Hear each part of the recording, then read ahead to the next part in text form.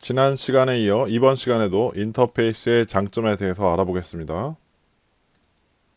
인터페이스의 장점은 개발 시간을 단축할 수 있다.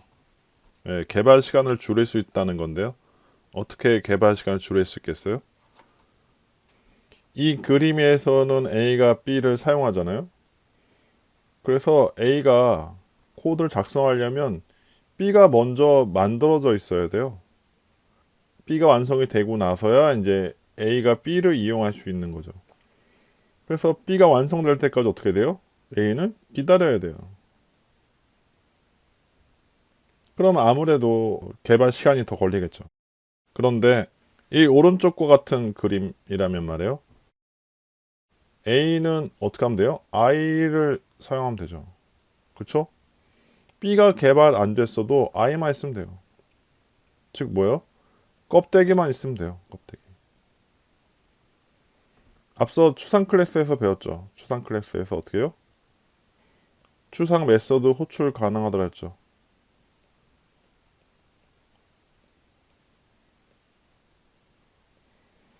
인터페이스는 이제 추상 메서드 집합,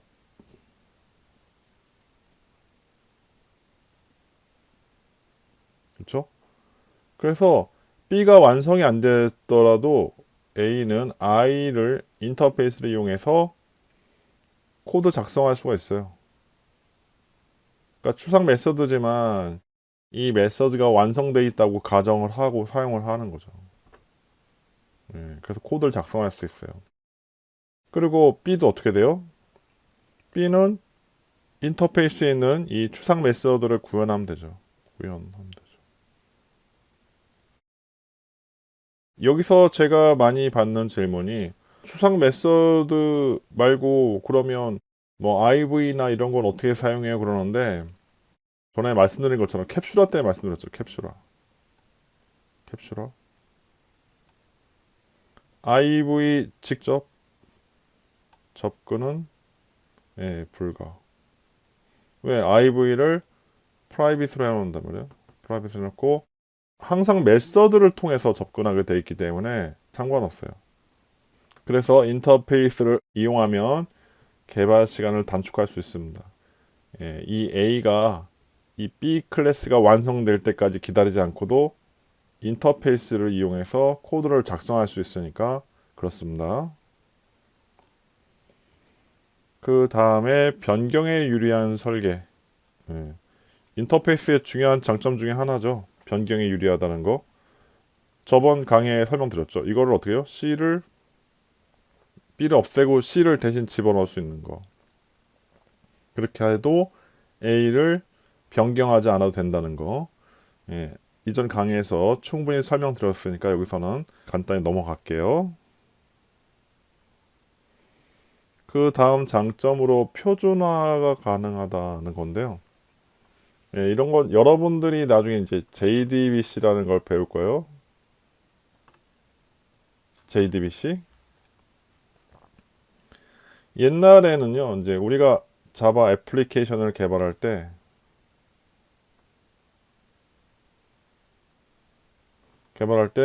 데이터베이스를 이용한 프로그래밍을 많이 해요. 데이터를 가져오는 거죠. 데이터 요청하면 이제 데이터를 받아올 수가 있어요. 데이터. 네. 데이터베이스라는 것은 이제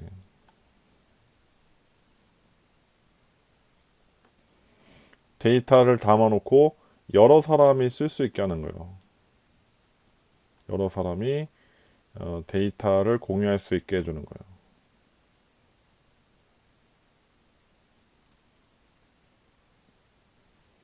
그래서 데이터를 여기다 놓고 이제 여러 사람이 쓰는 거죠. 여러 사람이 동시에 쓰는 거예요. 데이터를.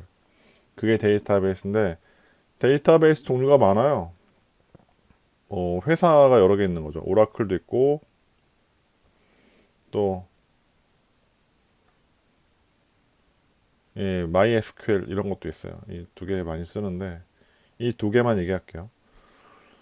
이 자바 애플리케이션이 이 오라클 데이터베이스에 맞게 프로그램을 짜놨어요. 근데 이 회사가 갑자기 라이센스 가격을 올렸어요. 가격을 올렸어. 그래서 회사가 그 비용을 감당을 못해서 야, 다른 데이터베이스를 바꿔야 되겠다. 응? 비싸서 못 쓰겠다.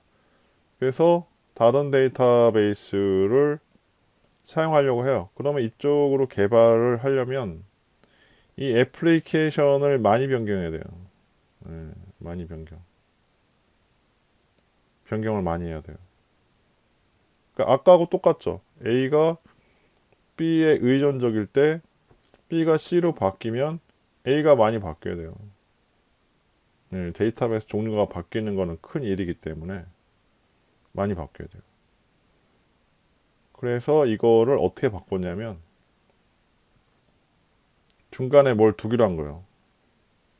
아까 인터페이스 두듯이 여기다 JDBC라는 걸 두기로 한 거예요. JDBC. 요게 인터페이스.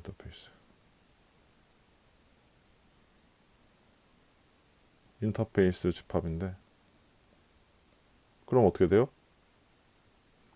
이건 자바에서 표준으로 지정해 놓은 거라서 이쪽 회사들한테는 야, 우리가 JDBC라는 표준을 만들었으니까 표준이요.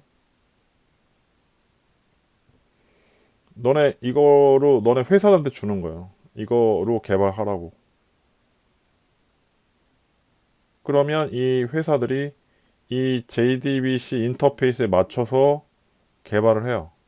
기능을. 각자 따로 개발을 해요. 그러면 어떻게 돼요? 자바 애플리케이션 개발하는 사람들은 이 JDBC만 있으면 된단 말이에요. 표준만. 그렇죠? 아까하고 똑같죠? 이 인터페이스 중간에 끼니까 어때요? 이 JDBC가 바뀌지 않는 한 자바 프로그램은 바꿀 일이 없는 거예요.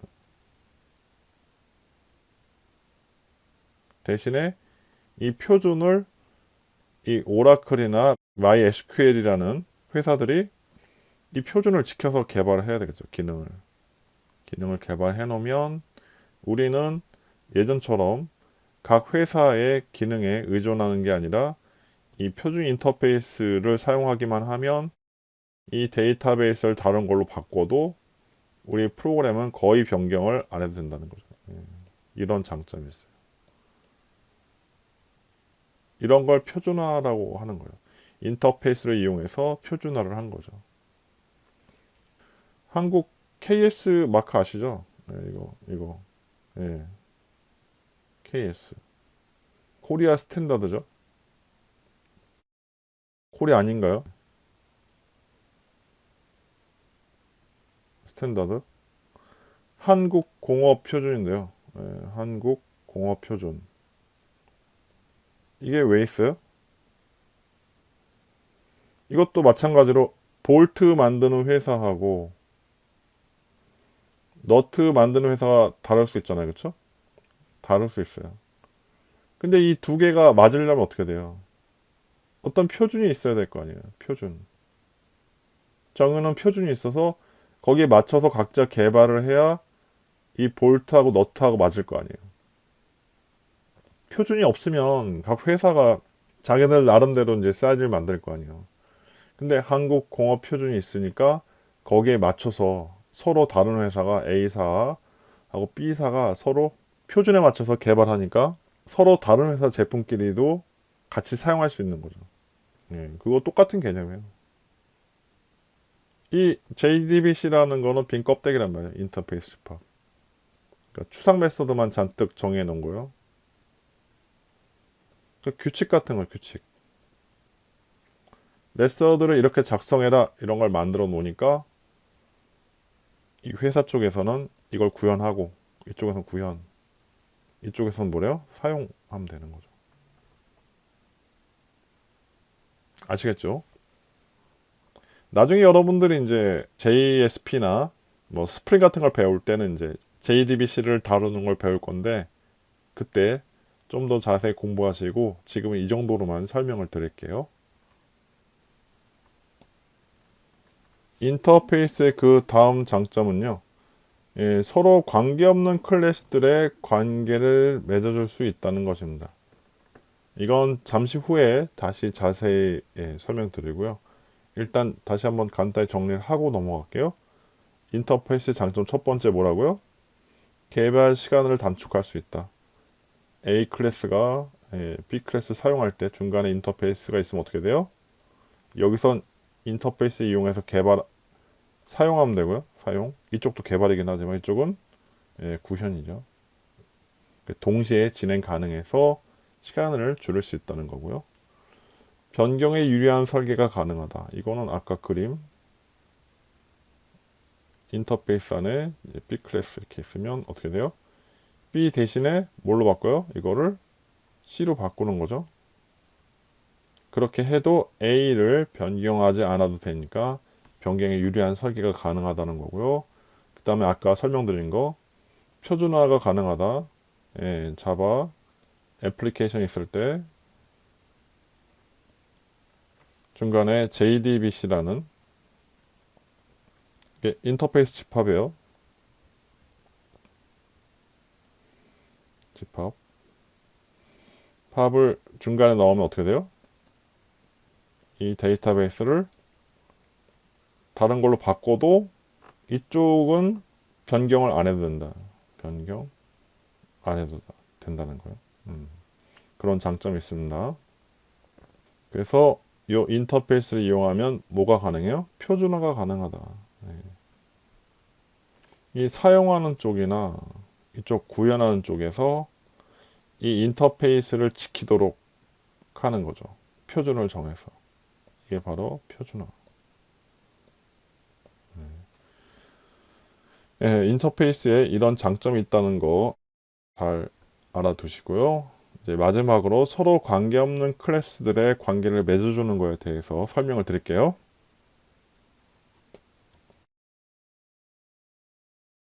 예를 들어서 클래스들 간의 관계가 이렇다고 돼 있을 때 상속계층도 계층도가 이렇게 돼 있어요. 유닛이라는 클래스가 있고 그 아래 이제 지상 유닛, 지상 그리고 공중 유닛 이렇게 그리고 머린 이제 병사 여기는 이제 로봇이라고 할게요. 로봇 그리고 탱크 하고 수송선 비행기 이런 상속 관계가 있을 때 이게 수리하는 메서드를 작성을 하려고 그래요. 수리 어떤 기계를 수리하는 메서드를 작성하려고 하는데 로봇하고 탱크하고 이 드랍십을 고치려고 해요. 기계. 얘네들이 뭐예요? 얘들이 기계예요. 기계. 그러면 어떻게 해야 돼요? 이거를 다 탱크 수리하는 메서드 하나 만들고 또 드랍십 수리하는 메서드 만들고 이게 뭐예요? 오버 로딩이죠. 같은 이름 메서드 기억나시죠? 그럼 이거를 메서드를 몇 개 만들어야 돼요? 지금 2개 만들었지만 이 3개 만들어야 한단 말이에요. 그래서 이거를 좀 다양성을 이용할 방법이 없을까? 다양성 생각을 해서 이거를 그라운드 유닛으로 해본 거예요. 이걸로. 그러면 얘네 둘은 가능하죠. 근데 모두 들어올 수 있어요? 여기에 들어올 수 있는 게 SCV, 로봇하고 탱크 가능하죠. 자선이니까. 근데 모두 들어올 수 있어요? 머린, 병사잖아요. 병사. 병사는 사람이잖아요. 사람. 사람은 수리할 수 없는데 얘가 들어오는 게 문제. 이걸로 하면 딱 좋겠는데 얘까지 들어오는 게 문제. 얘는 들어오면 안 되거든. 그래서 요 메서드 하나만 있으면 이게 없어도 된단 말이에요. 원래는. 그쵸? 근데 뭐가 문제예요? 요 클래스, 머린 클래스가 문제예요. 그리고 또 뭐가 문제예요? 얘가 못 들어와, 얘가. 얘가 여기 들어올 수가 없잖아요. 얘는 안 되잖아. 왜? 그라운드 유닛 자손만 들어올 수 있단 말이에요. 그라운드 유닛 또는 자손만 가능. 얘가 들어올 수 있는 게 문제고 얘가 못 들어오는 게 또 문제죠. 그래서 이 문제를 해결하려면 어떻게 하면 돼요? 얘네들만 따로 관계를 맺어주는 거예요. 어떻게 해요? 얘네들한테 리페어러블이라는 인터페이스를 구현하게 만드는 거예요. 리페어러블 인터페이스에는 내용이 아무것도 없어요. 예. 내용은 아무것도 없는데 그냥 구현하게 해준 거예요. 그냥. 그러면 어떤 공통점이 생겨요? 이 셋 다 리페어러블을 구현했다는 공통점이 생기죠. 즉 리페어러블의 자손이 된 거예요. 자손. 엄밀히 부모는 아니지만 예. 지금 위의 경우하고 다르게 이 아래 경우는 어때요? 이 세 개의 클래스가 리페어러블이라는 인터페이스를 구현했다는 공통점이 생긴 거예요. 공통점. 공통점이 뭐예요? 리페어러블을 구현했다는 공통점이 생기는 거죠. 인터페이스는 다중상속할 수 있죠. 예. 그렇기 때문에 상속처럼 제약이 없어요. 그래서 어떤 상속 계층도에 있는 클래스라도 인터페이스를 구현할 수 있어요. 이렇게. 그래서 그림이 이렇게 그려지는 거죠. 이렇게 되면 이런 메서드를 작성한 대신에 이런 메서드 작성할 필요 없이 여러 개의 메서드 작성할 필요 없이 어떻게 하면 돼요? 이 메서드 하나만 있으면 돼요. 이 메서드 하나만. 이 메서드는 뭐예요? 매개 변수가 리페어러블이죠. 이거 무슨 얘기예요? 리페어러블을 구현한 놈들만 가능. 리페어러블을 구현한 클래스의 객체만 들어올 수 있는 거죠. 그러면 어떻게 돼요? 얘네 셋만 들어올 수 있는 거예요. 여기가. 예, 셋만 들어올 수 있는 거예요. 아시겠죠? 이걸 바로 이제 서로 관계없는 클래스들의 관계를 맺어준다는 얘기하는 거예요. 얘네들은 별로 관계가 없죠. 상속계층도에서. 형제 관계는 없다 그랬죠. 그렇죠? 그리고 이것도 그렇고. 예. 근데 이 세 클래스가 모두 리페어러블이라는 인터페이스를 구현하게 함으로써 이제는 같은 인터페이스를 구현했다는 공통점이 생긴 거죠. 그래서 이 리페어의 매개 변수를 리페어러블이라고 하면 리페어러블 인터페이스를 구현한 클래스의 객체들만 들어올 수 있는 거예요. 매개의 변수가 인터페이스인 뜻이 뭐예요? 이 인터페이스를 구현한 놈들만 들어오라 이거죠. 네, 그래서 상속계층도에서 공통점을 찾기 어려울 때는 특정 클래스들만 골라서 어떻게 해요? 이 인터페이스를 구현하게 바꿔줍니다. 이렇게. 네. 그러면 걔네들만 뽑아서 이 매개 변수로 들어올 수 있게 해주는 거예요.